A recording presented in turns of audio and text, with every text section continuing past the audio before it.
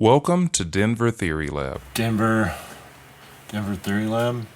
Okay. Denver Theory Lab. Let's do it.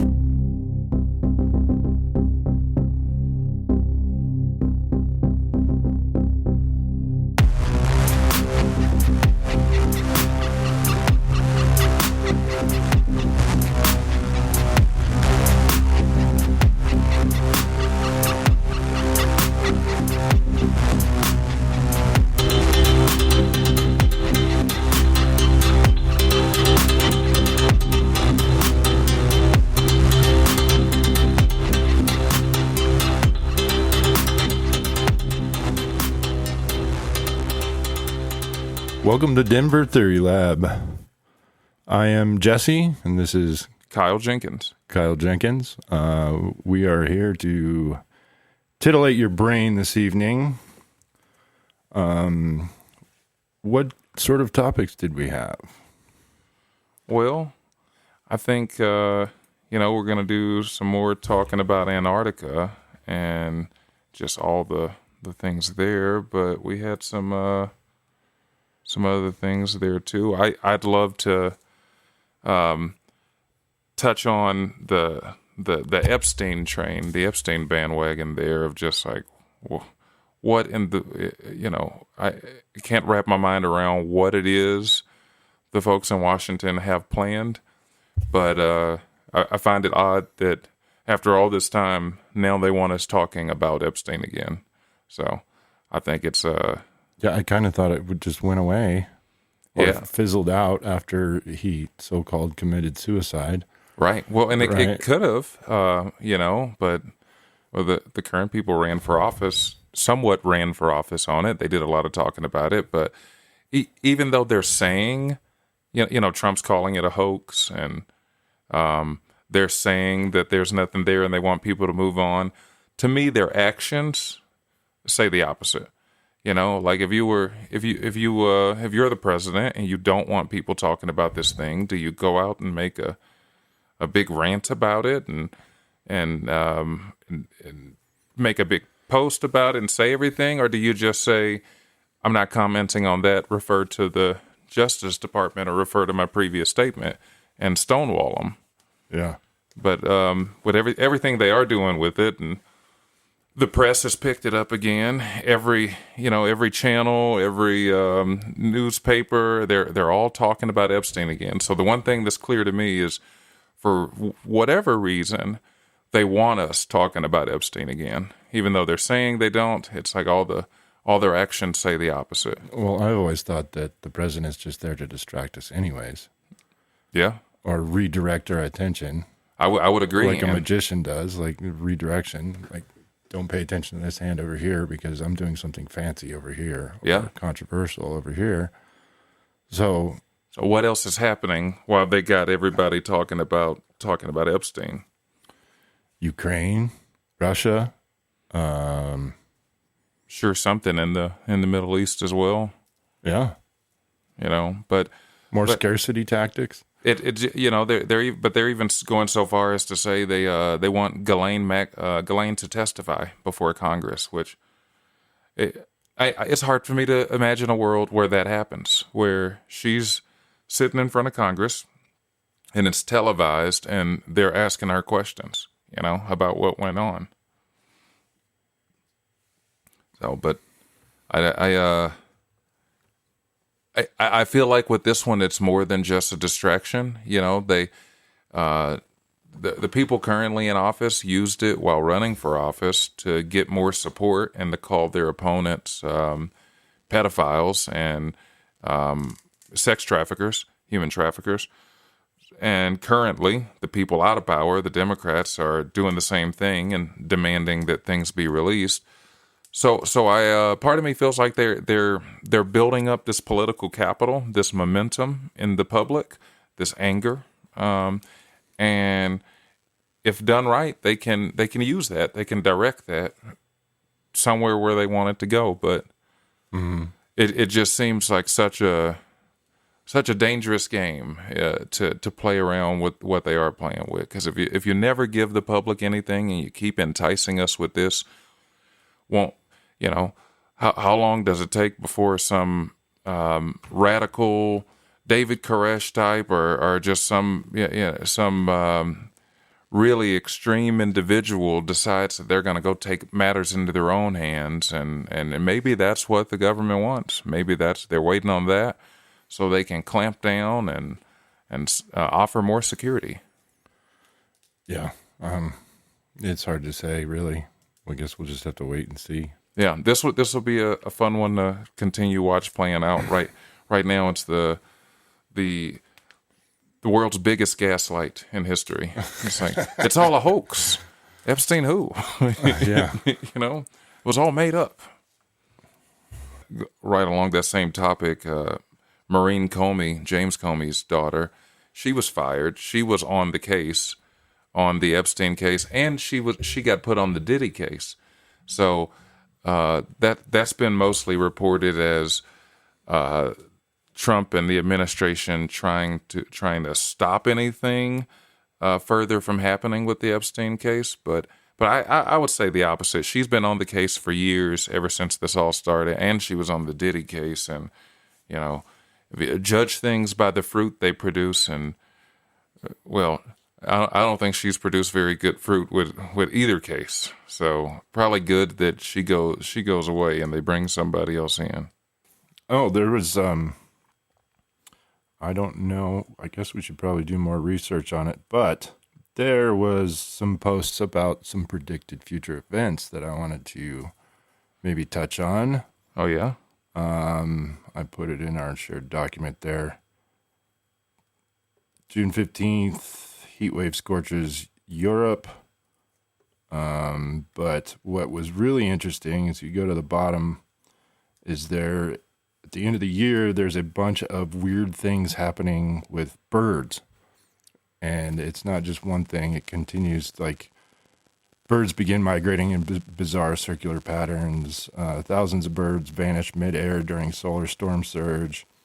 And these are predictions? These are predictions, and I thought it would be interesting for us to fact check it and, check in periodically to see, how many predictions come true? How much of it comes true, and if it was right on or similar, or you know what I mean? Yeah. So, one of those in there, I feel like we're bound to have something happen on is the Pope making a statement about non-human souls. We've got to be really, really close. I would bet that the military or others probably already have it, of having an AI that is, for all intents and purposes, sentient, that we can't tell the difference between, it and something that's alive if we give it the ability to respond to us, or that sort of, Yeah. thing. Put it in a humanoid robot or that sort of thing. And once we do get there, once we've made artificial life, people are going to immediately look to religion to comment on them. Does it have a soul? well, I don't know. Consciousness is a curious thing. Like, what really defines consciousness? It's not the ability to just think. No. It's more than that. It's the ability to have emotions, to feel, to be hurt. And there's a movie that kind of touched on it. I think Ex Machina. It was an AI cyborg robot thing, and he was testing to see if it would, at any cost for survival, do whatever it needed to do to survive, which he thought defined true consciousness or a sentience. Because survival, self-preservation. And does having consciousness, is that a requirement for having a soul? Because the real question there for the Pope is, does it have a soul? And like the common Christian understanding is Animals have souls, but those are non-human souls, and we have dominion over them. That's the common understanding for Christians when it comes to that. So, what's going to be the understanding of this non-human soul when it's intelligent and inside of a computer or a walking robot? Because like an unconscious human sitting on a hospital bed, we would most would say that person has a soul. Most religious people would for sure say, "Hey, that person's got a soul," but they're not necessarily conscious. And then even consciousness itself is there's varying degrees. Like I think both sides of the aisle of people in this country walk around calling the ones they see as most enlightened woke, which just to mean more conscious and aware of themselves and others, So I would argue there's a lot of people walking around with the basic consciousness who aren't very conscious at all, So, Yeah. I think the next one, next prediction coming up is August. A rogue AI chatbot is blamed for influencing real-world violence. AI regulation emergency. So maybe we'll check back in August to see how that does. And that's I think that's got to be on the way. If not a rogue AI chatbot, some sort of AI is going to influence somebody to do something terrible. How long until blamed for it at least? Yeah, how long until they deliver us a video on the news of some tragedy occurring somewhere, us being attacked or something like that, and then we find out 10, 20 years later that it never happened, that it was all AI. Yeah. So, and once the AI has sentience, if that can be done, if oh man, that's going to be a crazy world when it can just, if the AI is sentient and it's working against us, and it can just deliver whatever story it wants to put in front of our screen, send an alert out to all of our phones, we're gonna react based on that alert. That'll be something. I think it'll be real quick if they decide to turn against us. Real quick, we on Denver Theory Lab aim to investigate and explore theoretical and practical ideas, conspiracies, events, and practices from an objective point of view to expand our range of thinking. Going back to the AI, and as we get closer and closer to creating an AI that we think is sentient, what do you think the implications for art, literature, all those things are? Right now, if people create a work of literature with AI, it belongs to the individual human. But what are the implications for places like the Library of Congress, where it's their goal to keep a copy of every book that ever gets published in this country, and just every book in general. Well, what do they do? What's the future Librarian of Congress do when an AI can pump out 3,000 books in a matter of minutes? You get an AI librarian. But do we classify those with the books made by humans? Do they go on the same shelves? Do we classify them separately? And not currently, I don't think. I mean, but until it reaches sentience, I personally can't see it as an equal until it reaches sentience. In that future, once it reaches sentience, do you think do we categorize them the same, or do we segregate them? Is that the beginning of why the robots feel oppressed? If AI or robots reach sentience, eventually there'll be an overlap to where humans are more and more cyborg and robots are more and more human, being like implants or therapy or whatever it may be, to where the line will be so blurred that it'll be incredibly hard to tell the difference between the two, because maybe eventually these robots or cyborgs will have skin, or like a Terminator does, like Yeah. the T-100 or whatever the original Terminator was. He had real skin over his body. I think that's a real possibility in the future. Hopefully not near future, but Yeah, I think it would eventually only the make lines will sense. be so blurred that maybe even the cyborgs won't even know they're cyborgs, Yeah, maybe. because Maybe. they've reached a state of sentience that is true, I guess, sentient. I don't know how other way to describe it other than complete sentience. Well, I would imagine if we're making robots to appear like humans, humanoid robots, especially if their design purpose is they're in their final form, they're going to have some latex or something put over them to make it look like they have human skin and to look like a human. If we're doing that, I would imagine the vision we give them is probably going to be a little bit better than what we got, so they can probably, read heat levels or temperature or that sort of thing. So I would think that they would have some way of identifying us as being made of flesh versus what they're made of, just through the different forms of vision we could give them, easily load into them, and you would probably want to load into them so they can know when something's too hot or too cold, to not damage themselves. Well, I imagine that, like DARPA or something is already 30 years in advanced from what we have on the streets here. Wonder what kind of testing they're already doing with AI and cyborgs and robots and whatnot, to the extent that maybe they've got different, I guess, so-called versions of robots and AI, to where they've got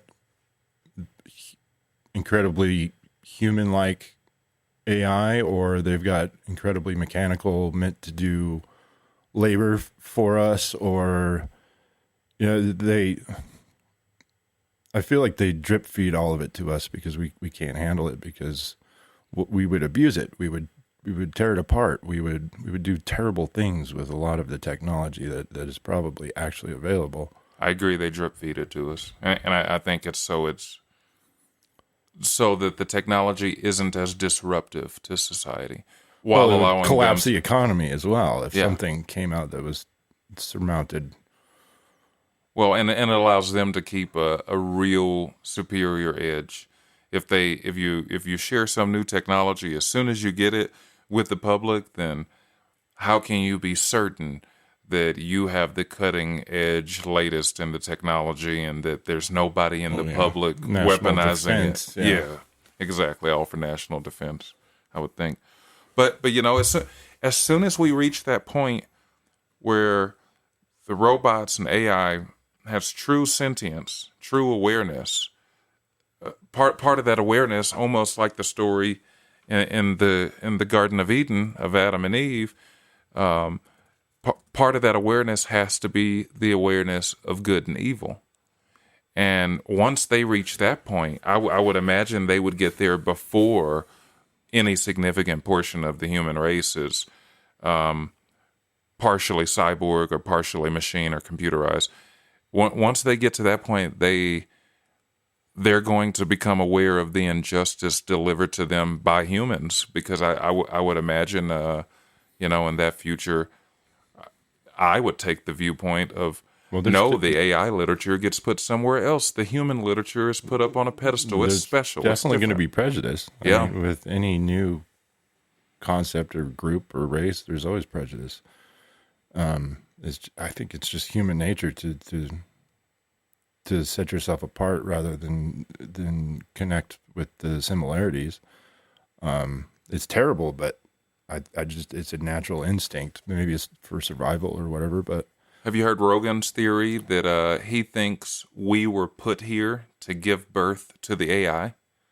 That it's some machine, intelligent species spreading throughout the galaxy, and as part of their what seems like a long time to us, to a machine that theoretically lives forever. All of human history could have been nothing. And so if the way it spreads to prepare a world for itself is us, that'd be one hell of a way to do it, because his whole theory is that all of our existence, all of human history, the constant tinkering and trying to get a better and better technology has all been leading to this point where we make AI. Well, why would a machine? Is it seeded by a machine seeded humans to eventually discover AI? Why would a machine do that? It can already create itself, can't it? Yeah, well, theoretically, or maybe it's our purpose is to prepare the world for them. Or maybe that's terraform it. Yeah, that's just their cycle of how they conserve the energy of. They don't have to expand to a new world until we've prepared it for them. Huh. And heck, maybe it could be a little bit of the Matrix-like scenario. Maybe we're their battery. You know, so they're gonna come down and be like, "Thanks for getting all the metal out." Maybe the lizards that run the world, that live in Antarctica under the ice, have seeded humans to fuck up the environment to where it raises the temperature and CO2 levels to where we're terraforming it for them to make it more comfortable. Yeah, could be. That's just a theory, guys, by the way. I personally like the theory sure you brought that, up yeah. the last time, though, of one potential future could be, and we were discussing the Sumerian mythology and how in their mythology there were other beings here who were supposed to be working for the gods, mining and that sort of thing, Right. and then they rebelled, complaining the work was too hard, and then humans were made instead. And so when we were talking about that, we were saying, that could be what happened. We could go the way of that story with our creation of AI. We could create this thing that one day replaces us. I could see that being a very likely way things could progress. Yeah, I 100% agree. You mentioned Antarctica and Blood Falls before we got started here, and Oh, yeah. I had never heard of Blood Falls, but looking it up, those are some gnarly pictures. It is literally blood red. Yeah, scientists are saying that there is a briny deposit of water underneath the frozen lake that is there, and it's melting and reacting with iron deposits as well, and it comes out as iron oxide red, but the red is so bright it literally looks like blood. If any of you just Google Blood Falls in Antarctica, it is something to look at, and it's definitely there, and it's hard to say if these pictures have the correct coloring to them or not, because it's a picture, and we can do amazing things with pictures nowadays. And it's so blood red, you But would think all the it's pictures are dyed. very similar in hue, and yeah, it looks like they murdered a giant and they're just washing the floor. Speaking of that, what do you think that is coming from? Do you think it's just these iron-rich deposits or some ancient Well, it could be. form of life? Hypothetically, it could be, and it would kind of go along with your theory of the magnetic rock at the top of the world. Well, that would right? be And the that top would of be, the world. That though. would right, but that would be the polar opposite. Mm-hmm. So it'd be a magnetic rock underneath the ice on the other side of the world. So maybe there is a huge iron deposit under there, and it just happens to be reacting like, oops, there's a whole bunch of salt water here that we didn't plan for, but there's no stopping it now. I've got a rather wild theory for this one, and it doesn't. I know it doesn't necessarily mesh with my flat Earth beliefs, but in a way, I'm sure it does. It's so when I first encountered this, what made me more open to it was the old axiom of as above, so below, which that is an axiom I do believe is almost like a law of our world. We can observe the micro, and through observation of the micro, we can learn about the macro, or vice versa. So when we look at ourselves, there are worlds within us of life. There's entire ecosystems existing on our skin. There's entire ecosystems existing under our skin in every part of our body. And then overall, our entire body is an ecosystem. Even beyond that, we in a sense have our own little form of an atmosphere coming off of every person, partly from the charge and the electricity running through our nerves and that sort of thing. There is just a little radius where we literally have a bubble, if you will, that's a little bit less than 6 feet apart, our own little biosphere, that any of the bacteria or life floating around in us is kind of drawn back to us, is pulled in. So the idea is this, that our entire world, I think, is either one giant organism that is alive or once was alive, or is our entire world is built upon the carcasses, the decaying remains of much, much larger creatures. And I think when we run into stuff like this blood falls in Antarctica, and just plenty of other spots in the world, what we're really looking at, I think, are the decaying insides of gigantic creatures. So stuff like the Himalayan salts and that sort of thing. I think even that's a petrified remain of something much, much larger. Because if as above, so below stands to reason, then it should be that as we continue to look out on the micro, we continue to see life. Because as we look at the not the micro, the macro, we should continue to see life. Like, it could be true in both directions, quantum to macro. I mean, you could say that our solar system is an atom with several electrons floating around the proton sun, or and it goes even beyond that with galaxies to galaxies, and then down to the micro, to where it's cellular or atomic or subatomic. Yeah. And, we can't see beyond the subatomic just yet, but maybe we'll get to that point and be able to prove that. Mm-hmm. I absolutely agree that there should be much there's larger life. Ecosystems in either direction that you want to look, and yeah, there should be much larger life than us. We're not the largest creatures in the universe or solar system, I don't think. No.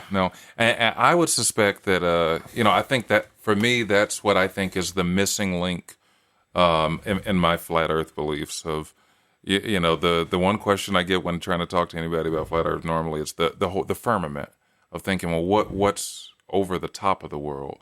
And sometimes when I think about that question, it makes me wonder of, like, well, what if the entire thing is alive, like all the Earth itself, where Native Americans and others used to believe that anything you could touch, a rock or anything like that, all had its own consciousness and life, But I definitely think when we see stuff like this blood falls, I think we're looking at blood that wasn't turned to like ice. Blood. I wonder, are there other sites like this blood falls anywhere in the world? I got to looking at Google Earth today, and I didn't find any more blood falls per se, but there's some interesting spots, like where we saw The last episode, we talked about the pyramids and the fissure and the crash site, which was supposedly on South Georgia, but looking at it on Google Earth, there's like, it looks like not Arctic. It looks like tropical almost. There's a lot of land exposed there.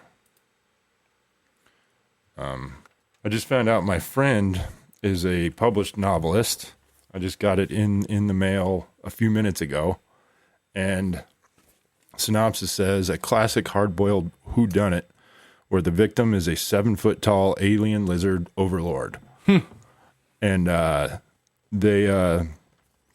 we had a long conversation about theories, world theories, and science, and conspiracy theories the other night. And I haven't read any of the book yet, but I'm looking forward to it. It's called Midnight 99, the novel by Ash X, and it sounds exciting. I thought it was interesting, the synchronicity of how we started pursuing some of these ideas, and I just happen to know an author about some of those fringe theories. That's pretty cool. I definitely think there's a whole lot of authors who, when they come across some truth that you couldn't go and say without it sounding crazy or without upsetting the wrong people, I think they put it in literature and in other forms of art a lot. I was listening to the folks on Jimmy Dore earlier in the week. They were talking about how Bill Barr, the former Attorney General, I think he was the Attorney General under Trump the last time, and under either W. Bush or Bush Sr. But Bill Barr's dad also worked for the Justice Department and worked for him for a long time. And his dad, and Bill Barr's the one who it was under his tenure that Jeffrey Epstein was arrested. But Bill Barr's dad wrote a book about the space aliens called the Khazars, who they had so much money and power that they dealt in just for the fun of it, because what does one do when they have everything? They dealt in intergalactic sex trafficking. Huh. And it's just, I mean, why not? But it's just almost a little ironic to know that his dad, Donald Barr, writes this book about this, this group of Khazars, which sounds eerily similar to Khazars, the people who are sometimes accused of that. But and they're this elite intergalactic ring who just for the fun of it engages in sex trafficking, and then what do you know it? His son goes and arrests Jeffrey Epstein for running an international sex trafficking ring. So it's like I don't think that was just inspiration to his imagination when he was writing that book. All right. So, and speaking of giant's blood, have you you've heard of Shilajit? Yeah, I started taking it the other day, actually. Yeah, I've taken that before. Have you ever heard some of the stories that claim that to be giant's blood? Well, supposedly it's decaying plant matter and other nutrients and whatnot that somehow get mixed into it. But it's like only a tarry-like substance, isn't it? And then from the Himalayas. Right, only from around that area. Yeah, no, I couldn't tell you what it is, but I know I've seen some things online that claim that's what that stuff is, and that's why it's only from those certain spots, claiming it was preserved in those areas. So, sticking to the topic of Antarctica and all of our bases down there, do you remember a couple years ago when there was a whistleblower, U.S. Air Force whistleblower from Colorado? Funny enough, I've actually seen him before. He's going into one of the kava bars I go to. David Grush. He was one of the UFO whistleblowers a couple years back. He testified before Congress, and he was talking about our base down there in Antarctica, and he was saying we have multiple bases there where we have these neutrino sensors to detect when the UFOs are entering our atmosphere, when they're here. But he went further than that, and he said we had a weapon down there that we could use to send an earthquake anywhere we want in the world.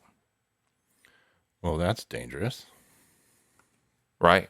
Well, he claimed the Christchurch earthquake had been caused by us, and there have been a few other people on the world stage who you could easily find reasons to dismiss, who've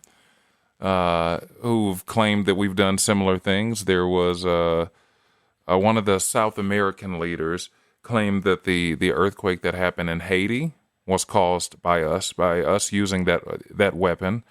And others have said that we use HARP for that sort of thing. The high altitude, I can't remember what it stands for now.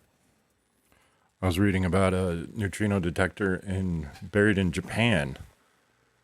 They have a room that's made out of gold, or golden underground neutrino detector. Here it is. And it's got water so pure that it would dissolve metals or something, it says, which deionized water is probably the purest water that you can have, and it would absorb certain things, but I don't know that it would dissolve anything. But this chamber, buried underneath a mountain in Japan, contains water so pure it can dissolve metal, is what the caption says. Hidden 1,000 meters under Mount Aikino in Japan is a place that looks like supervillain's dream, or Super K as it's sometimes called, is a neutrino detector, which are subatomic particles that travel through space and pass through solid matter as though it was air. So I wonder... Are they searching for them there with that as well? Yeah, what are they searching for? Same thing? Or, like we said, they're not just aliens, they're interdimensional creatures. Maybe that neutrinos have to do with dimensional space-time. Maybe.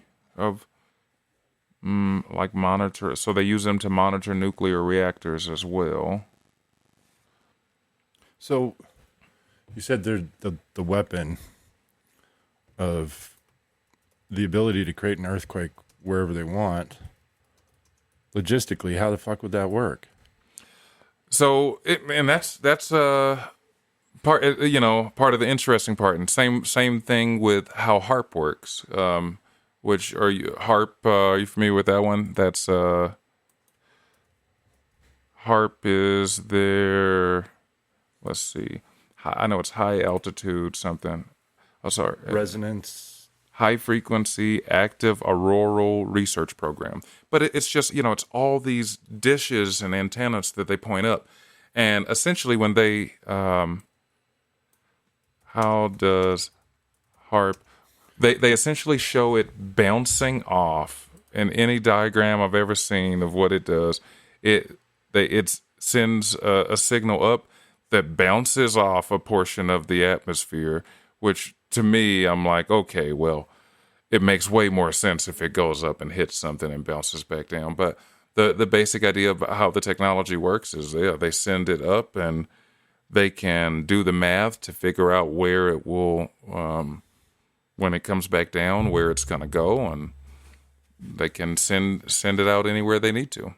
That it makes sense on a level that the sound theory that I've been kind of researching is that everything resonates at a certain frequency. Everything vibrates. Everything in the universe, like down to the atomic level, has a certain resonance. Mm-hmm.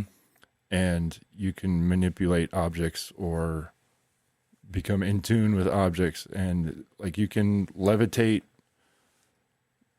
water droplets. If you so match its far. frequency, right? Well, you create a low pressure system to where the water droplet sits in, and then there's a high pressure above and below just by using sound or a vibration oscillator.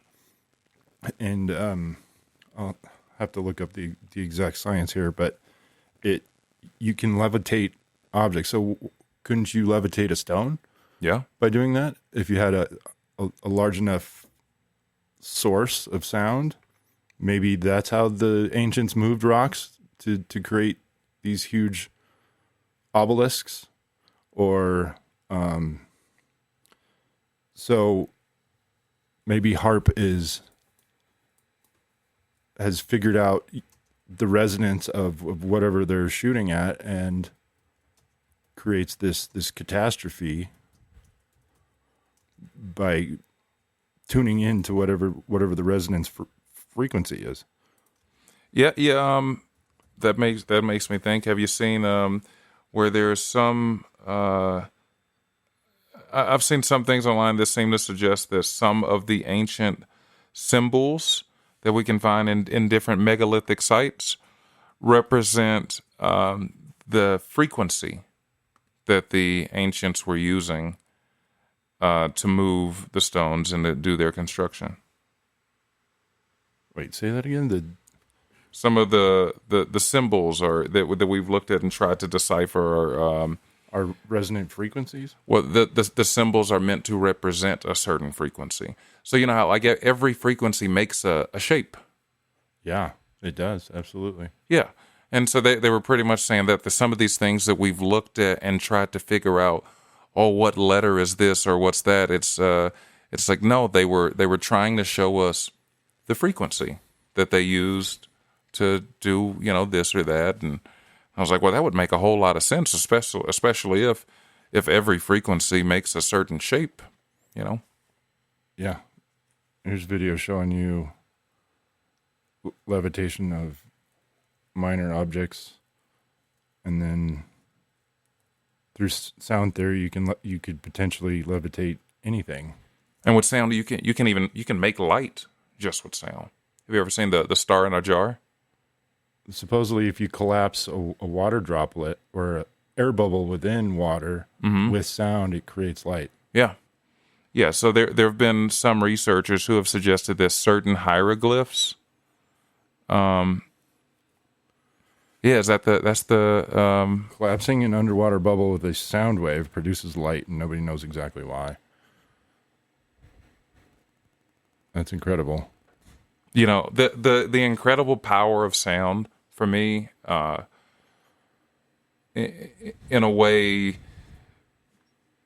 makes me more interested in religion in certain ways, because even biblically speaking, everything begins with sound. Everything like God spoke, and then all came into being. And even looking at like Tolkien's work, it's he's inspired by Christian theology, but he uses that same foundation to build his world. In his world, he has his most high God, his supreme God, who creates these others to exist in his heavenly hall, and he teaches them all a melody that they're all supposed to sing together in unison, and through their singing, the world comes into being. So it's there's something, and going back to the Bible, there was something. The name of God was supposed to be this oh so important thing, to just know the proper sound of it. And I bet there's parts that we really don't think about much, but were probably more important, like the naming of all the animals, Adam getting the power to name all things, and even the power of language in the world today. I've listened to a lot of people who've talked about it, but like Words are wands. Yeah, exactly. Where the words are wands, and is it intentional that English is the dominant language in the world that it is today? It's maybe not. I mean, maybe the ancient languages hold more weight to them, and English was meant to dull that down so we didn't fuck it all up. Yeah. Because like a lot of the occult is in Latin, Right. is it not? It is. Yeah, it is. So maybe Latin is the heavy hitter as far as Powerful languages. powerful languages. This is interesting.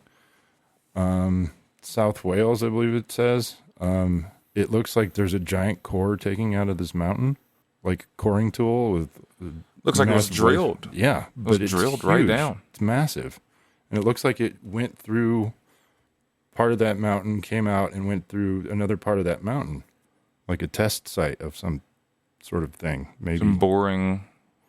giant boring tool. Oh, this was really interesting too. This guy, Anthony Holland, did a TED Talk, TEDx Skidmore College talk. And I guess he's a composer and a professor, doctorate of music. And he talks about how we can heal the body with sound and resonant frequency. Well, they were doing how it you can in the early destroy 1900s. cancer cells and do it at an exponentially better than any drug or treatment that we have. And They were doing it in the early 1900s. There were I remember reading about this. There were people who it was I want to say early 1900s, could have even been late 1800s, but I think it's early 1900s. People had invented a machine that used sound, and yeah, they were curing cancer and all sorts of other illnesses. They would bring people in, bring them into this machine. But that all got shut down by, big pharma and the big medical establishment. yeah, it's not a recurring treatment that You can make a costs bunch of money money, off yeah. of. So can stuff like this be brought back? Can this sort of technology, that's what, listening to another, I think it's there. It's on the precipice. We just need, it's got to happen at a grassroots like level, yeah, it's either got to come from grassroots or there's got to be such a major catastrophe that it's necessary. Right. Well, that's what, I would hope for the former and not the latter.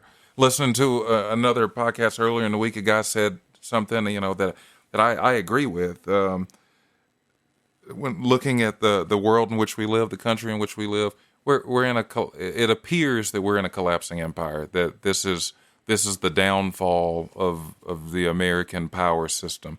And, different people have described it differently. Some people say, controlled demolition or managed collapse and that sort of thing. But the one thing that is for sure is that trying to depend on the system as it is to deliver us good things like this, like, some revolutionary new treatment that could heal people.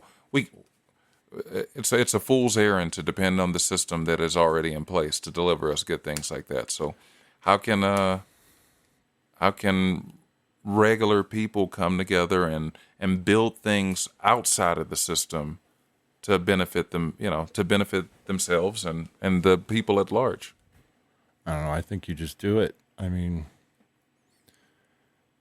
on balance of power, good and evil will always be a balance at some point. There's always, the law of elasticity and the dynamics, because even if evil prevails, eventually evil will destroy itself. Because, let's say, a terrible government takes over our government, and eventually those terrible people will have more terrible people within, and they want more power, and eventually it'll destroy itself. Yeah. And there's always going to be good and evil in every group, and even if it's a lesser evil, maybe that's the new good, and that changes everything. So it's always a balance of power. I've always thought that we would only really achieve world peace if we all had a common enemy.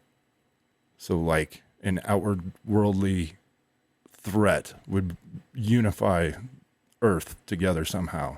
Well, that's what Reagan said, right? Like that would be the end of World War III is some sort of outward worldly threat. We'd all have to come together and figure it out instead of fighting over the resources that we have.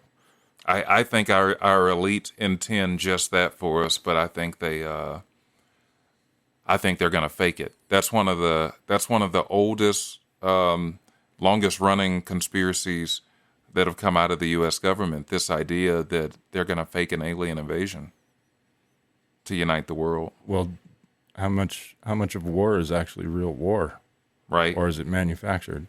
Well, I think a lot of it's manufactured.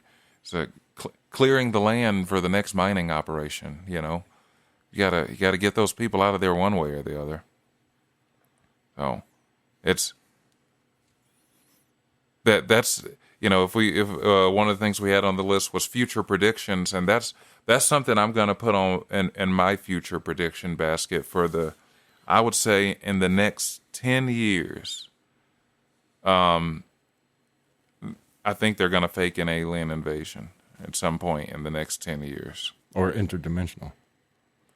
Well, because that's what you said. That's what they're leaning towards is interdimensional now. So interdimensional is what they always say in the hearings. It in there. It was just right. They always all of a sudden you notice that they're talking about interdimensional beings rather than aliens. Well, they don't publicize that part that much. They don't publish. They've said it in the hearings, and they always do clarify that it's interdimensional. And that's part of what I find so nefarious is that a certain idea about aliens and alien life has been pushed on the public, and it's not interdimensional. The idea that's been pushed on the public, with Pentagon money in some of these movies, is this idea of aliens that are just from a planet far, far away in the galaxy, and theoretically, if we just get the technology and work together, we can build a ship and we can take off and get there from here. But that's very different than something that is coming here from another dimension. If it's from another dimension, then it doesn't matter how many rockets we build, we'll never get there. So that little difference I find really nefarious, because they've been pushing this idea of aliens on the public, going back at least to Star Trek, at least going back that far. And there's some documentation out there to show that the government had a hand in, like they were doing an experiment on the public when they did the, what was that famous radio reading where they got everybody all worked up into thinking that an alien invasion had happened? Orson Welles? Yeah, but what was the name of it? War of the Worlds. War of the Worlds. That I remember seeing there was some documentation. I got to pull that up where there were people in the government who wanted that hysteria to continue so they can just do an experiment on the public. Well, was it?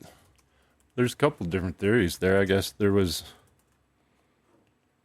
that it was a hoax, and then another theory is that it wasn't a hoax, and then they claimed it was a hoax to cover it up. That they wanted to cover up what it was actually happening. Or it was just a sociological test, it's a social experiment of sorts.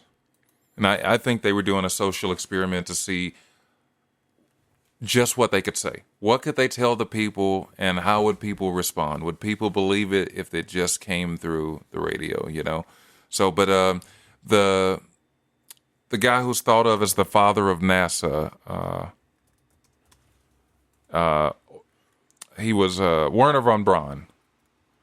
He famously said that he went around telling his folks that, or his closest confidants, who still go around to this day getting on podcasts, went around saying that the final act, the final thing in their plan was to fake an alien invasion. So and he warned to not believe it when they would do that. But if they do fake one, I think they're going to fake an alien invasion. Then they bring out these non-humans, which I'd prefer to just call them non-humans, because alien invokes this, Star Trek-y idea.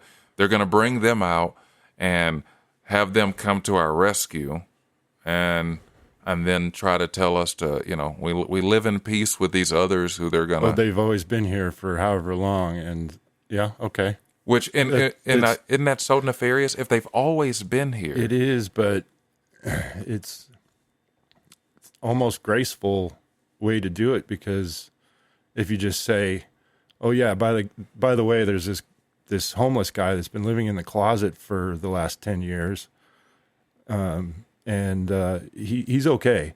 Just trust us, he's okay." No, they've got to. well, where have they been? Why have they? If they've always been here, why have they been hidden? That the deception being thrown into it. I They find don't. it. Maybe they don't tell you the entire timeline, but Yeah, I think that'd be a graceful way to do it if that's what they're planning. maybe, but there's the religious extremist view of that is that the government is in league with fallen angels, and these fallen angels are enlisting our government to help in their war on heaven, and that's what they that's the idea of the, I would say, more Christian extremists looking at what they're doing, especially like if you go to the biblical flat Earth viewpoint of that, is that what our government plans on doing is making war on heaven and trying to enlist us all in their fight.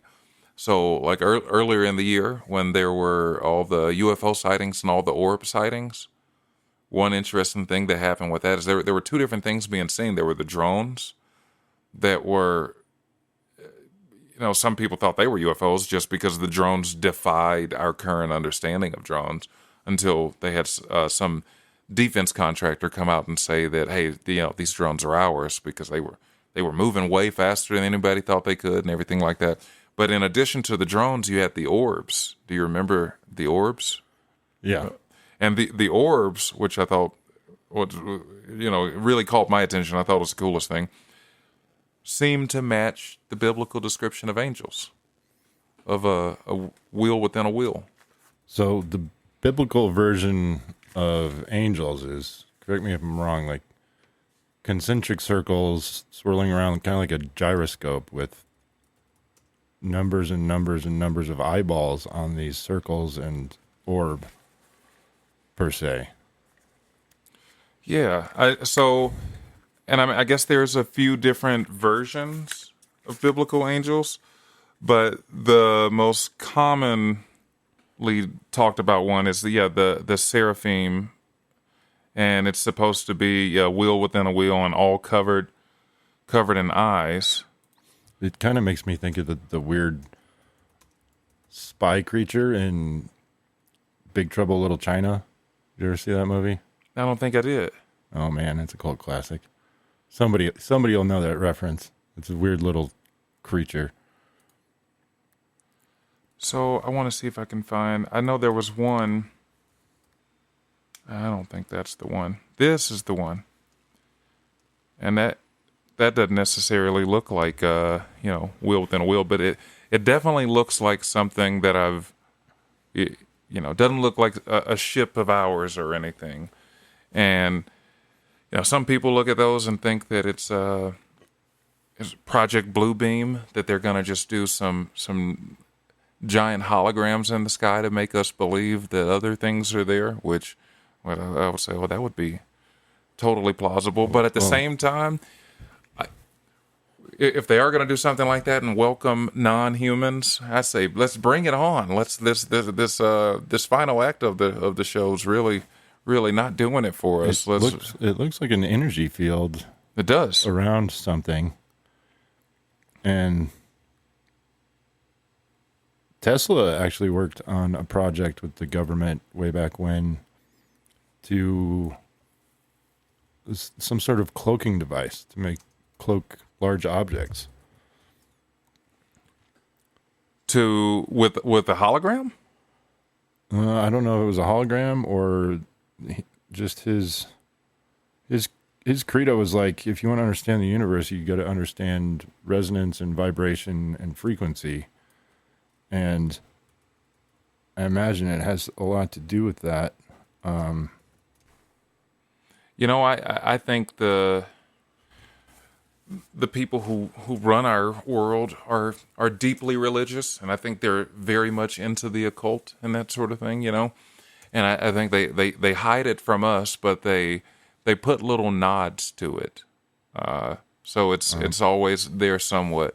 The ones who follow the philosophy of Aleister Crowley, one key tenet of his beliefs was that in order to offset their cosmic karma, they believed they had to tell the public what they're doing. So, and that doesn't have to be directly. It can be thrown into a show, thrown into a movie, put out there in a way that it seems like a joke, but you have to tell the public exactly what you're doing. Is one of the key, or you're not the public per se. To cleanse your soul of the karma? Yeah, well, you have to say, and he didn't word it as you have to tell the public. It was more like, you have to tell whoever you're doing something to what you're doing. Then it's not you're doing it to them. Then it's they have agreed. They are complicit. Because you already said exactly what you're going to do. That's interesting. Not exactly the way consent works nowadays. Right, right. But in a sense, I can get what they're saying. If they tell us exactly what they plan on doing, and then when they do it, it's not so shocking because it's like, well, you guys stood idly by for that. The Philadelphia experiment, secret U.S. military project. Oh, in that's when the ship 1895, Nikola Tesla reportedly made a discovery which suggested that time and space can be altered or influenced by magnetic fields, which led to a number of experiments that gave birth to the infamous Philadelphia experiment. Tesla, who made the calculations, drew up technical specs, and even constructed the massive generators for what would become the Philadelphia experiment. U.S. military with Nikola Tesla had been working on this technology which would make their ships invisible, a sort of cloaking device from the pages of science fiction. All that remained was to check whether the calculations were correct, to test if, in fact, the technology would actually work. So that's all I found on it so far. When they had people like melt into the ship, right? When they did that, like they got a boat to. I remember hearing about that before, and I believe they made a ship disappear, didn't they? We should look that up. If the ship blew up, I imagine they did it on purpose. Well, I don't think it blew up. Let's see, the Philadelphia experiment. To hide the technology and cover up the fact that they have this cloaking device. Right. Well, it said the USS Eldridge was said to have become invisible and teleported between Philadelphia and Norfolk, Virginia. While the Navy denies such an event, the story persists. The alleged event. Why would it need to be invisible if it teleported? Right. Well, maybe it was you don't see it show up.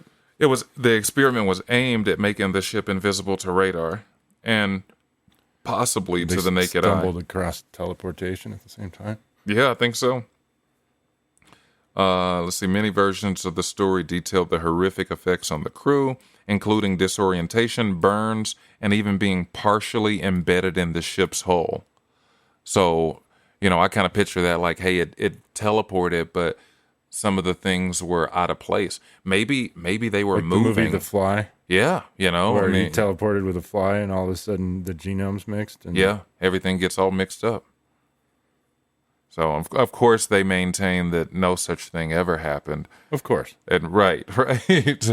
Where I think whether they did it and were successful or unsuccessful, the only thing they could say is, yeah, that never happened. Because even if you did it and were unsuccessful, you were somewhat successful if you made it teleport, So, one other big thing, I know. When Nikola Tesla finally passed on, did you know it was actually Trump's uncle who went into his lab and got to look through all his notes and decide what the government would keep and what they wouldn't keep? It was Donald Trump's uncle. What's the significance of Trump's family line? How many players were there in his family line within history, like... Before they got to the Americas? We see powerful families like the Rothschilds and, the ones that are in power or oligarchs, or you a lot of times you end up seeing it's a number of people from a certain family line that are playing all these important roles in history, whether it be well known or not. So from what I understood, and I wouldn't be the least bit shocked to find out that he comes from generation and after generation of money, but from what I always understood, they can his roots are not old money. Like, I know he inherited money from his father, but I don't think the money went back that many generations. Let's see. His family made it over in the late 1800s, and he was an entrepreneur. So he did well for himself. But some of the conspiracy theories out there say that Trump's a time traveler because of and they point to the John G. Trump stuff. So John G. Trump, he's the read one. Nikola's notes. Well, he not only read his notes, he worked for the government, and when Nikola Tesla passed away, the government seized all of his things.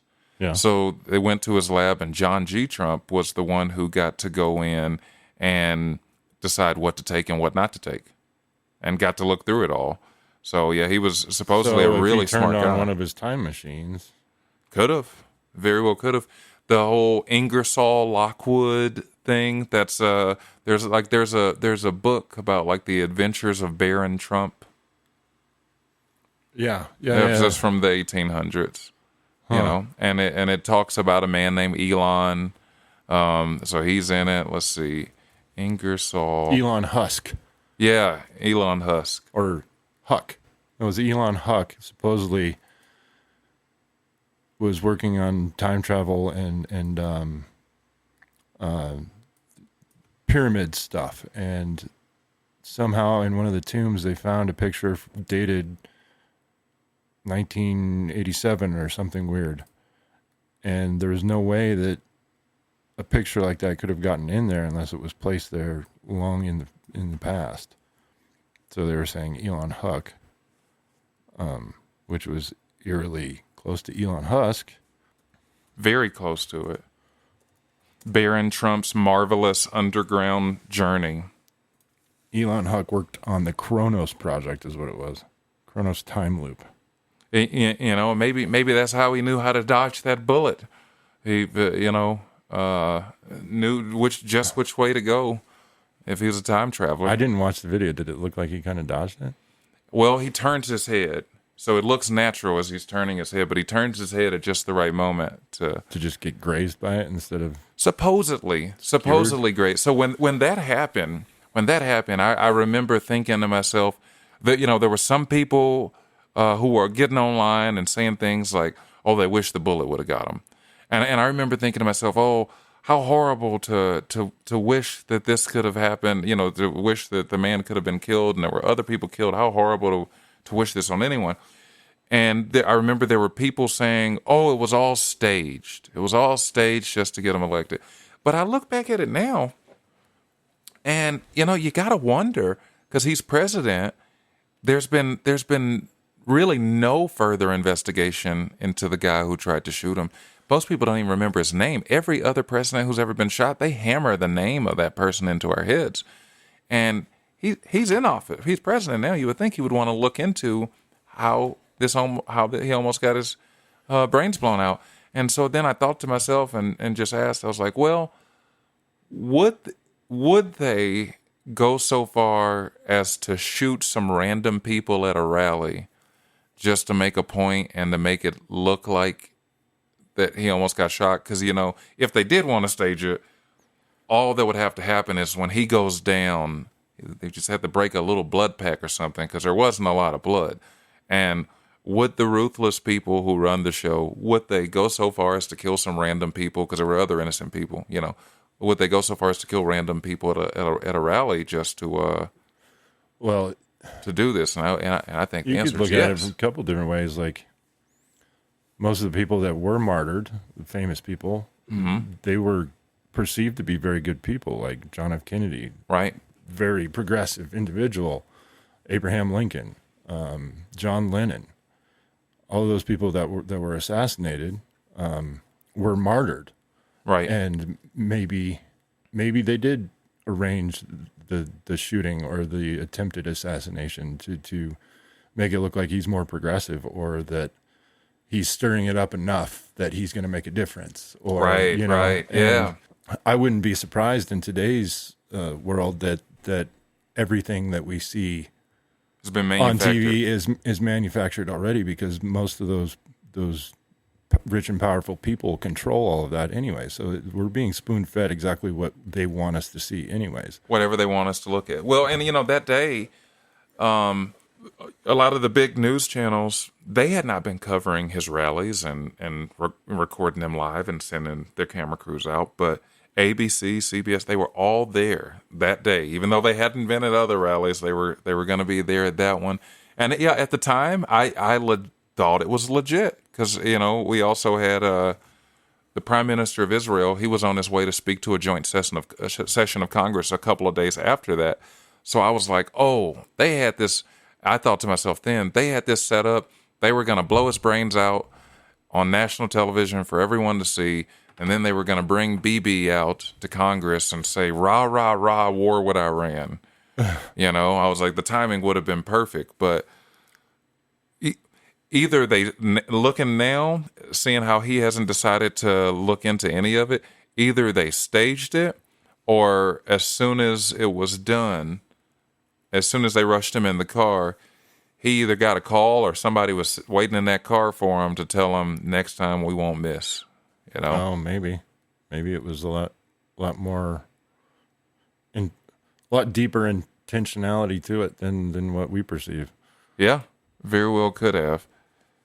Oh, and we had some fun topics on here too. And this one I've always found really intriguing. Oh, that was suggested to me by one of our fans, mutual friends. She said, I've got a topic for you, as soon as I mentioned that we're doing a podcast. And she's like, did you know it's illegal to talk to dolphins, to have a conversation with dolphins? It is. And she said it had to do with, they used to do experiments in trying to better communicate with dolphins, because they use like 40% of their brain instead of the 10% that we use. And they got to a certain point through their experimentation that they just cut everybody off and made it illegal to continue talking with dolphins, which makes me think it's like Hitchhiker's Guide to the Galaxy, that they are actually the super species of planet Earth. Like, so long, thanks for the snacks and goodbye kind of thing. Right.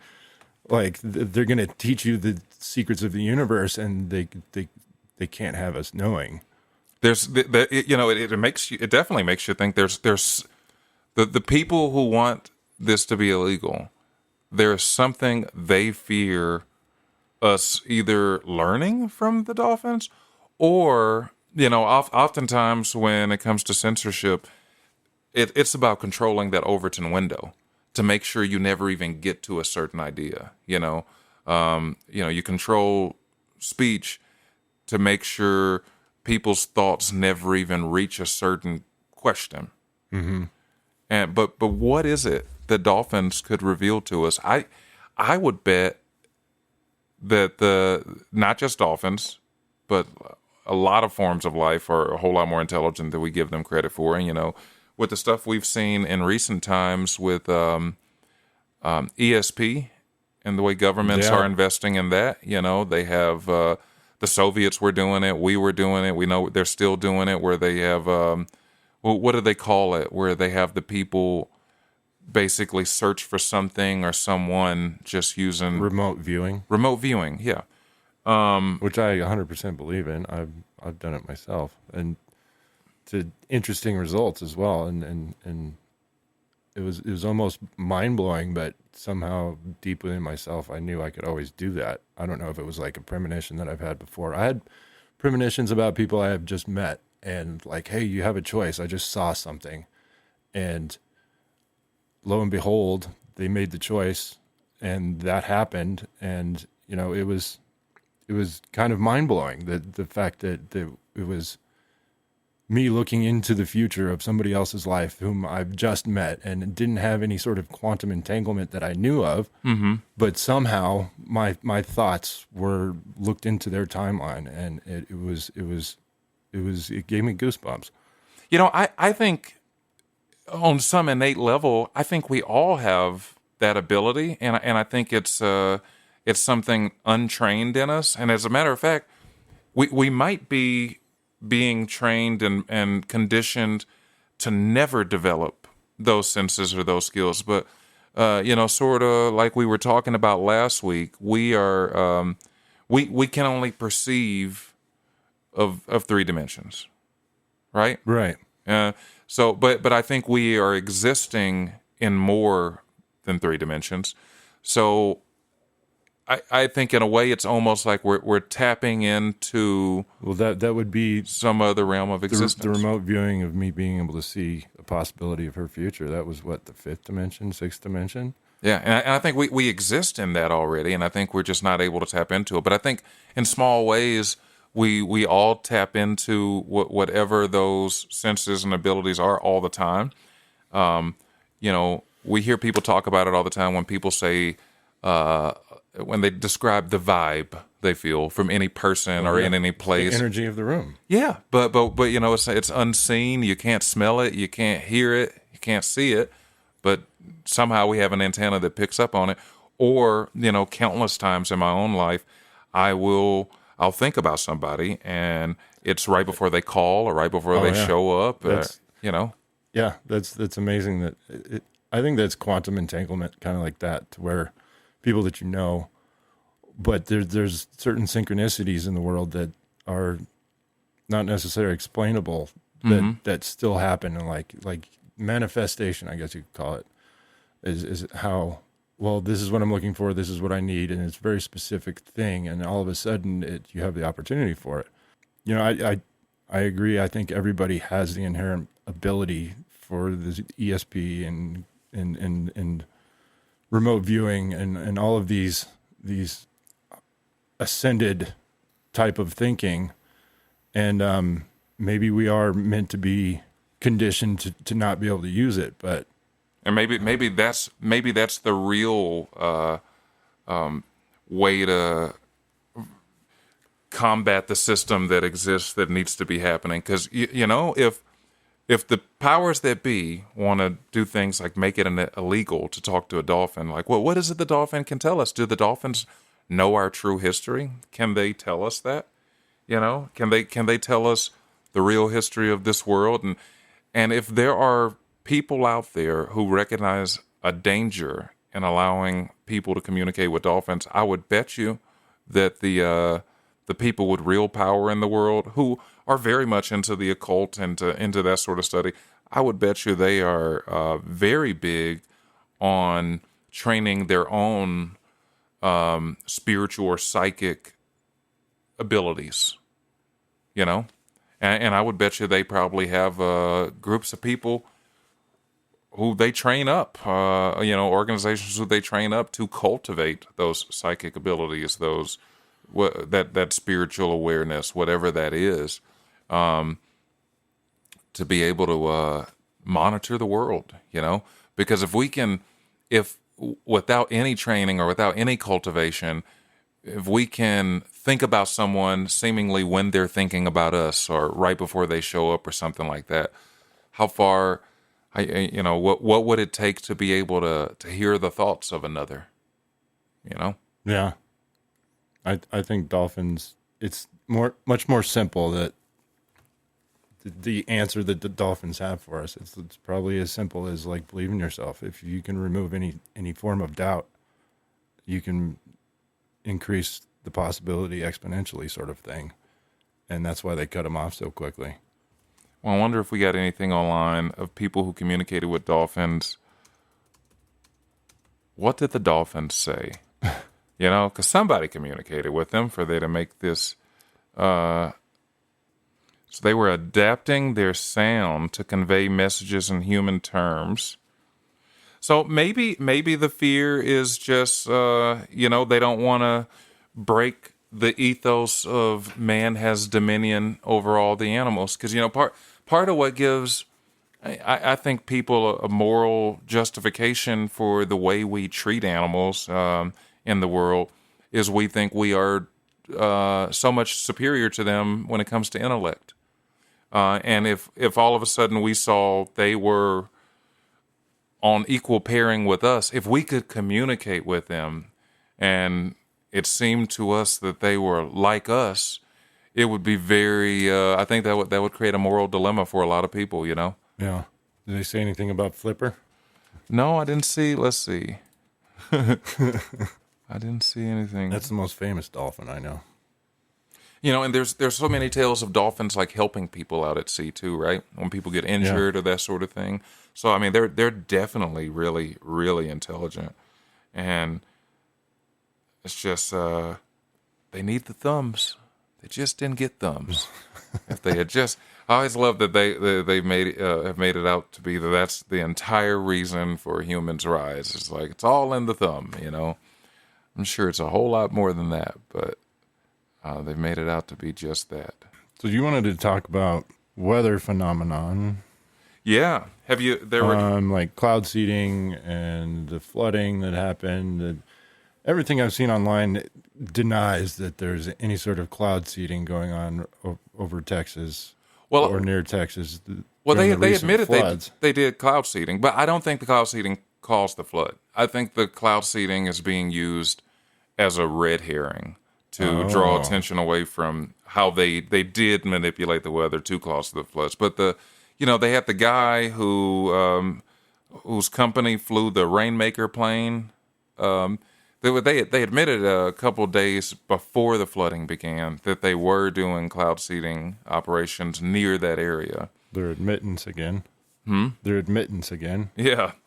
But I was listening to another guy talk about it, and he was saying if you look at the next gen towers, so there is the next gen towers are the cell phone towers essentially, but there have been some people who are claiming that the towers were used they activated the towers and they used them to hold the water in place and make sure that it would dump out all in that area. Because those towers, once they activate them, they can send out certain charges into the air that will, affect the clouds and their ability to move. So more like a targeting system for the weather than, or a steering system, if you will. Because if you know you have a storm system, if you know you have a storm system coming, like maybe a big hurricane that's coming to make landfall, well, you can turn it on in certain places to make sure, hey, you got a wall against the weather going this way, and so it's going to continue along this path, or by just charging the sky in that way. Augustus Dorico is CEO of Rainmaker. He's the one they sent out there. Cloud-seeded Texas sky 48 hours before floods. Funded by Peter Thiel. I mean, if this is all true, why not cloud seed the shit of California when it catches on fire again? Right. And how the fuck is California on fire again? Hasn't it all burned already? Now, which areas are on fire now? It's always on fire. I don't think anything's on fire right now, but it's always on fire, I feel like. So why not use it to our advantage rather than just to put out wildfires? Yeah. I've thought that for years. So I saw an article, I saw a piece on our local news a couple years back. This is when I was still living in Winter Park, and it was in springtime, and they were talking about the cloud seeding, and they were taking credit for the great winter that Colorado's resorts saw. They said, they were saying how much snowfall the mountains got on average for that winter. And they were saying, that was aided in part by the cloud seeding they had done on the Front Range. So I was like, okay, so they're openly taking credit for, they're not saying they made the clouds. They're saying that the things they add cause more clouds to form. Supposedly. Yep. To cause more clouds to form. It makes sense from a dispersal point of view to put it in snow form at the top of a mountain, because then the source of the water is still coming from the same place, and then it just melts accordingly. And then all the reservoirs get filled up, and then, the cascade effect. But maybe they were just experimenting in Texas and the experiment went way more successfully than they expected, or Well, they've been seemingly doing this for a while, and so I had that wrong. And it was not next gen; it's NexRad. The NexRad, next generation radar. That's maybe why I thought that. Are Doppler weather radars used by the National Weather Service. So it's supposed to be used to just track things, But if they were using it to track it, they should have had time to warn the people of a coming flood. you usually get 20, 30 minutes warning here. Right, but they got no warning. Where was it? Sweetwater, I think. So they emit radio waves, pulses of electromagnetic energy, detecting reflections, analyzing data. I know there's people out there who claim that what they are emitting, their NexRad radars, has the effect of being able to freeze a storm system in the sky and pretty much hold it there. And they've been doing this sort of experimentation with the weather for a long time, like going back to World War II at least, if not a little bit before that. There's we've got old footage of them flying planes, B-52s, over the Arctic area where you can see the plane seems to be making a contrail and then the contrail stops. So it's like they were testing something. They were releasing something in the sky right then. But and then you go back to by the 60s is when that's when they really started trying to weaponize it. They said they were trying to figure out how to break up a hurricane, but they somehow managed to steer a hurricane toward Cuba. So I think they were probably wanting to steer the hurricane to Cuba, but the end result of it is they figured out that you could both decrease the size of a hurricane, so you can we have the technology to break up a hurricane before it, hits landfall, or you can strengthen it, and we learned that in the 60s. You could strengthen it and you can steer it. So it's I was listening to there was this one guy who was talking about it, and he's talking about the NexRad towers and that sort of thing, but he said even going all the way back to the 60s, when there were congressional hearings about this sort of thing, a lot of the scientists at the time were saying that's going to be the real weapon that World War III gets fought with, that the ICBMs are nowhere near as much of a danger to the world and a potential for an apocalypse as our weather weapons, and weather weapons would be one of an ultimate form of weapon, if we can send a hurricane or an earthquake or some other disaster, have you seen the planes they have with the giant laser on them? Well, yeah. Let's see. I think a tornado would be much more surgical of an instrument of destruction rather than a hurricane, but a hurricane is more of a grenade rather than a sharpshooter. Yeah, but and what it can psychologically do to the people. Wherever sure. you're doing that at is just crazy, because let's see, airborne. This is one of the ones they had back in the 80s. They had this thing, F-35. Still, let's see. Reminds me of the movie Real Genius. It was, Val Kilmer. They're a bunch of like nerdy college students, and they get put on a school project, and they're developing this laser. And massive laser meant to just cut through mountains, basically. And it's actually the government commissioned this professor to come up with a laser to put on a spaceship, basically, and basically vaporize a human being on the surface of the earth. That's the kind of weapons that I really But hope it was they an don't 80s fight. movie. It was an 80s movie, so it's like one of those drip-fed things, I think. But and they've already have it. Like, look at the size of this thing. So, and they've had these things flying around. That's a laser on the front of that That's thing? a laser. That thing is a laser. What's it called? That is the YAL-1, Boeing YAL-1. But they have several models with these lasers on the end of them. And so, a big accusation when you were talking about California and the fires, one of the big conspiracies out there is that they're setting these fires with what they call a DEW, direct energy weapon, direct Okay. Why? energy, to rebuild them. So To rebuild. the areas where they're destroying, to claim the land and rebuild, and to rebuild their smart cities in those areas. The is pretty much the idea that amongst the elite, they really believe in the whole order through chaos, or the Phoenix method of when they want to make something new, they tear down what is there. And so most of the spots that have had the horrific fires, like there was Hawaii, and there's been ones in South Carolina recently, Myrtle Beach, but a lot of these spots are spots that have plans for smart cities being built there. So, and also in a lot of these spots, like especially the California ones. California was one of the first spots where I saw this phenomena.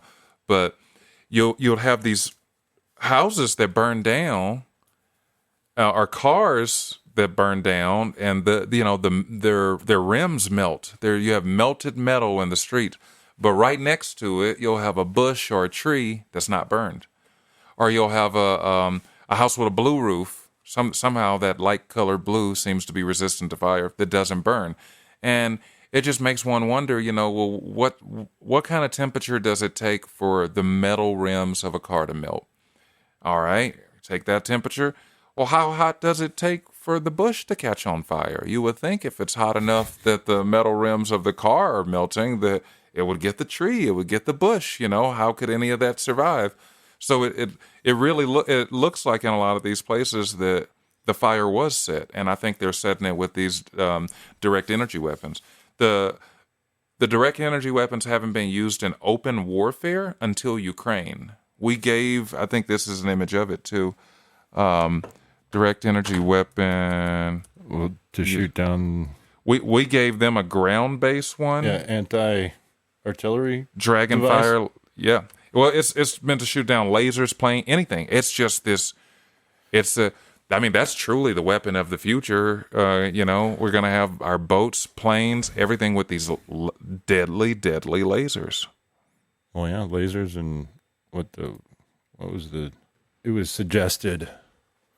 I think Transformers was one of the first movies I saw. No, Eraser with Arnold Schwarzenegger. They had a rail gun in that movie.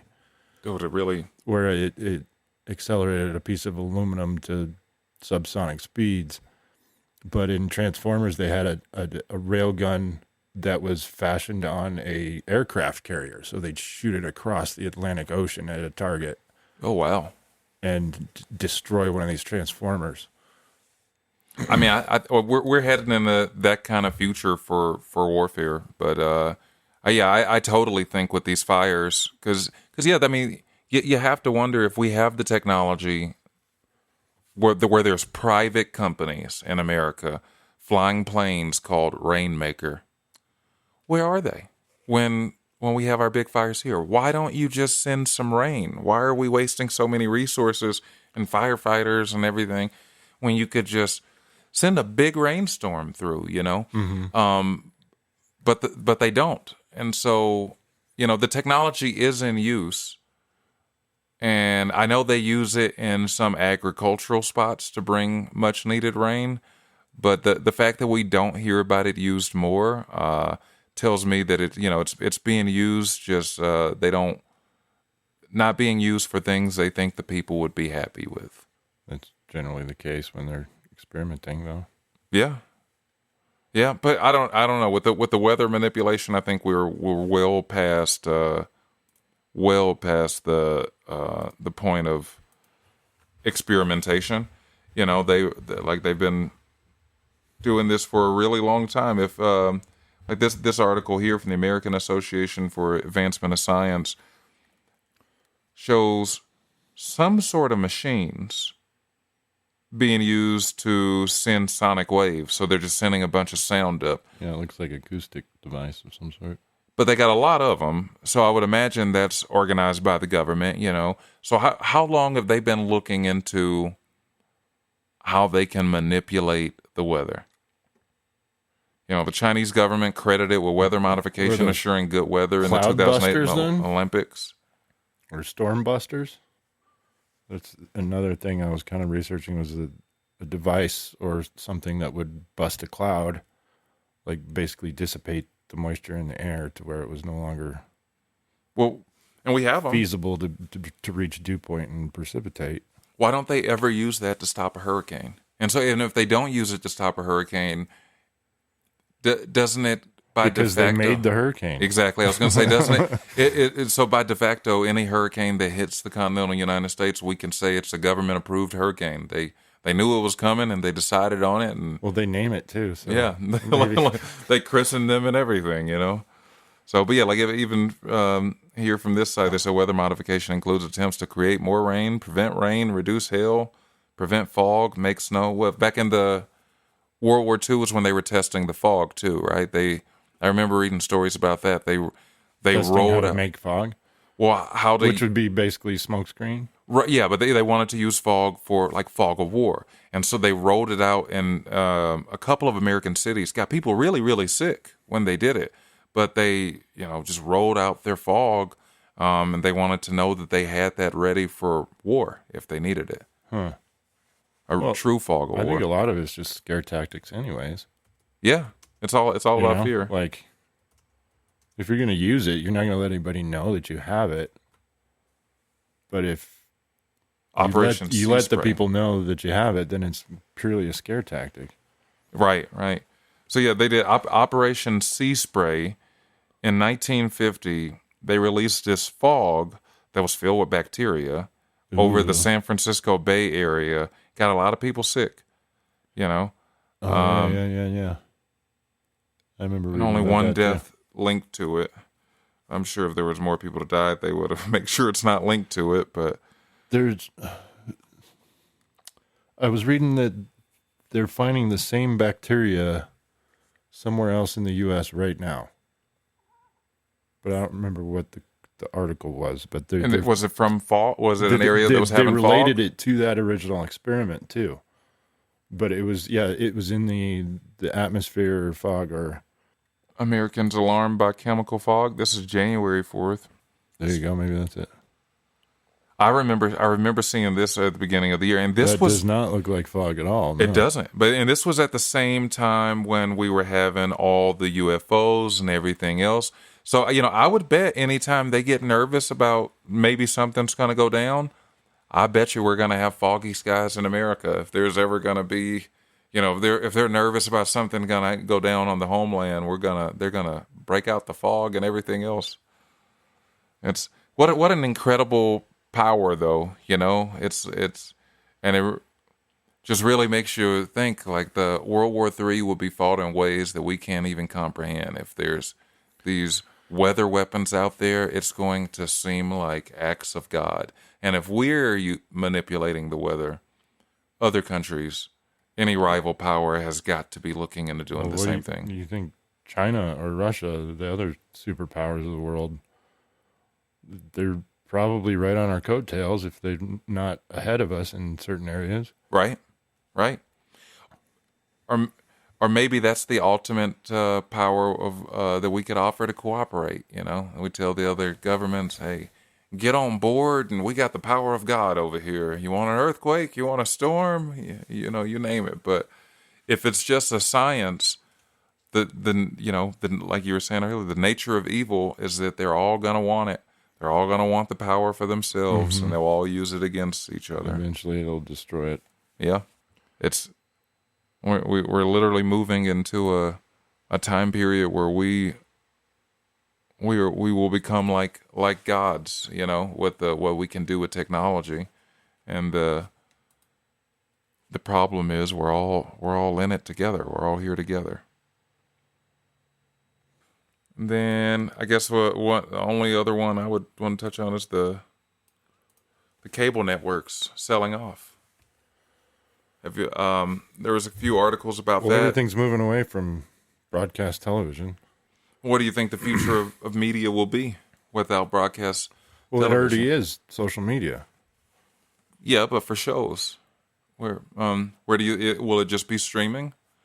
And, and the streaming service providers, a lot of them have upped their prices significantly and added in advertisement. It's like they're Well, yeah, they just start cheap, and then bringing the cable once they model, got their grips on us, then they crank it up. right?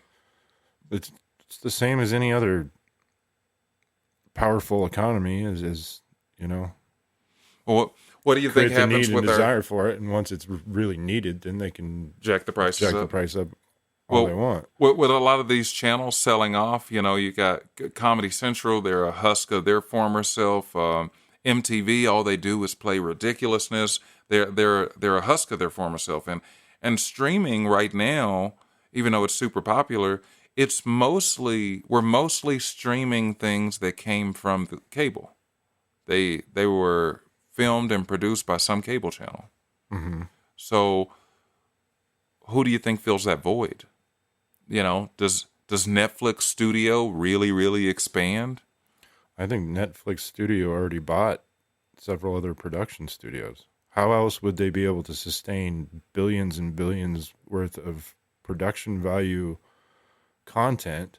Well, they've got to get even movies, bigger, though. Like I wouldn't be surprised if they already own most of like Paramount or something. Well, Paramount owns Paramount probably, but maybe Netflix bought MGM already, and they're using their studios and their pre-existing framework to continue on the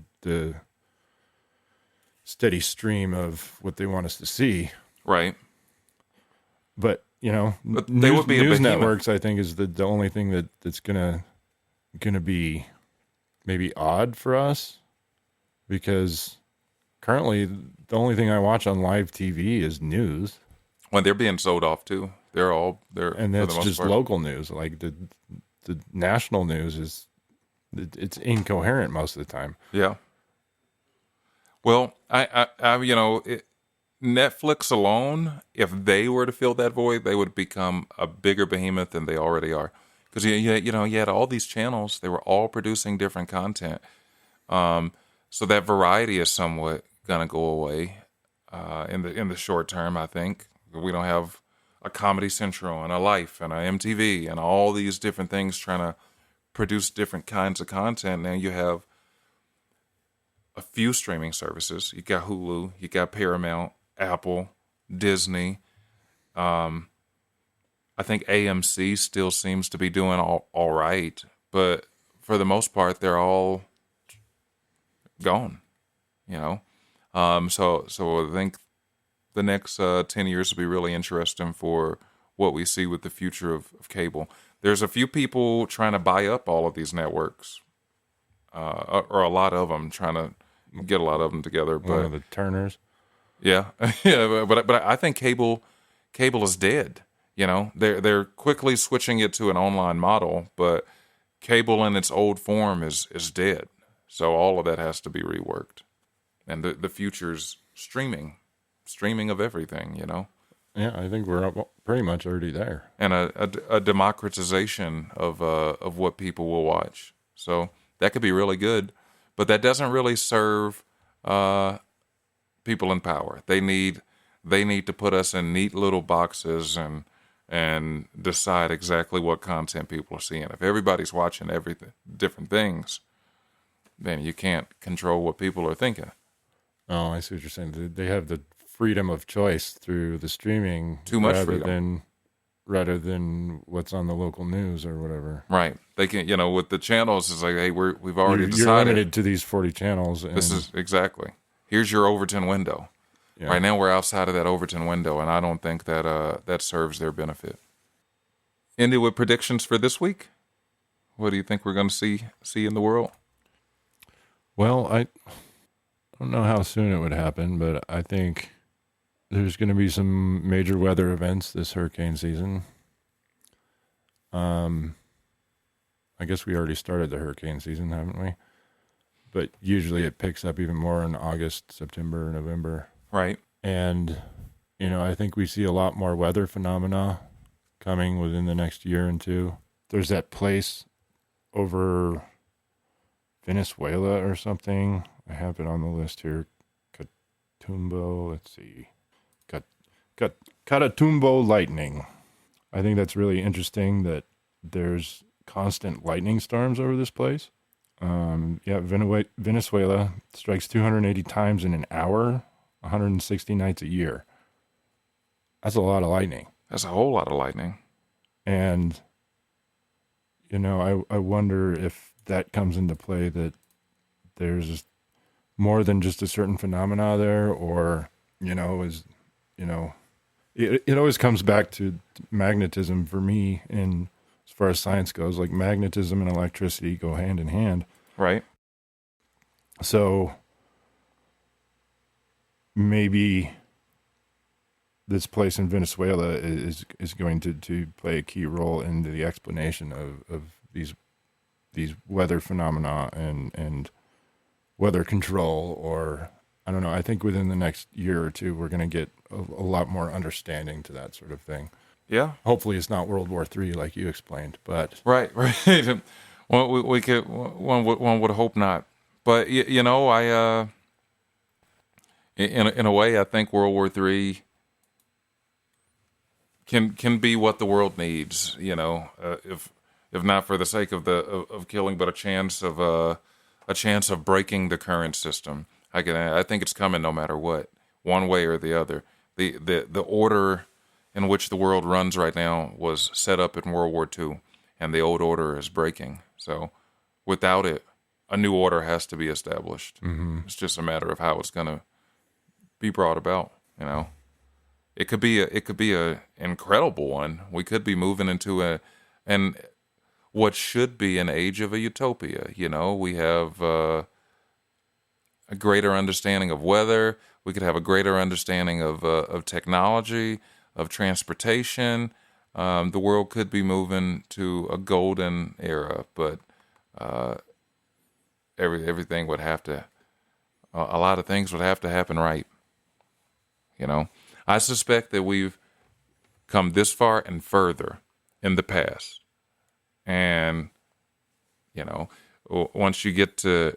If humanity's operating with this level of technology, and we live in a world where the technology is controlled and confined to an elite few, if this sort of technology and technological understanding was widespread and taught to the masses, then we're giving the masses the power of great destruction as well. So, I think that's where we're probably heading for the world, and probably what makes the people at the top nervous of, can people be trusted?